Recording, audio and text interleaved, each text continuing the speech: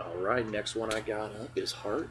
Um, your keepers, Jamal Charles, DeMarco Murray, start you out really well, really strong, at least at one position. Both finished in the top 6 last year in their positions at running back, so that's really impressive. Then you went out and you grabbed Julius Thomas right off the bat. Hey, consistent tight end, you're going to get great production from him. Um, I don't know if I would have did it, but that's different strategies for different people. When you came back and you grabbed your wide receivers, you took Julian Edelman, Cordero Patterson, and Torrey Smith. I think Julian was a little high. You got to think that he's gonna still throw to Danny Amendola as long as he's healthy, because they paid him so much money. They're not paying Julian that kind of money, and there's a reason behind it. You will get the punt and kickoff return duties from him, so that's good. But that's really, I don't feel good at going in as a number 1 wide receiver as Julian Edelman. Cordero Patterson, he's a boomer bust guy this year. Everybody's really high on him. I think he's getting drafted a little too high. He's been, being hyped up, but he could break out. He's a big guy. He's a fast guy. He moves great in open space. So hopefully they give him some screen passes, things of that nature. He came on strong at the end of last year, so let's see if he can continue that. As far as your third wide receiver, Torrey Smith, I think he's going to benefit with Steve Smith on the other side. I think that's going to give him more single coverage, be able to burn some people deep. But he's still going to get kind of the same, average that he does, right around the 25th to 30th best wide receiver, which is pretty good for a third. I'd be happy with that. You grabbed Colin Kaepernick and Tony Romo. I think both those guys combined could do a really good job for you this season. If Tony does get hurt, you still have Cap.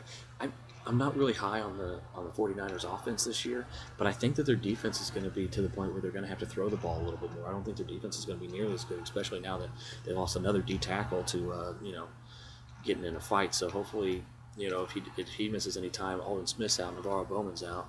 They've had issues at corners. Their safeties have been dinged up. So we'll see what happens. But so Cap might have to throw the ball more.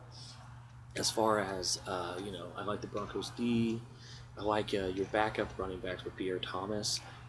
Lance Dunbar obviously is a handcuff. Niall Davis is obviously a handcuff. And Devontae Freeman, who could get some options there.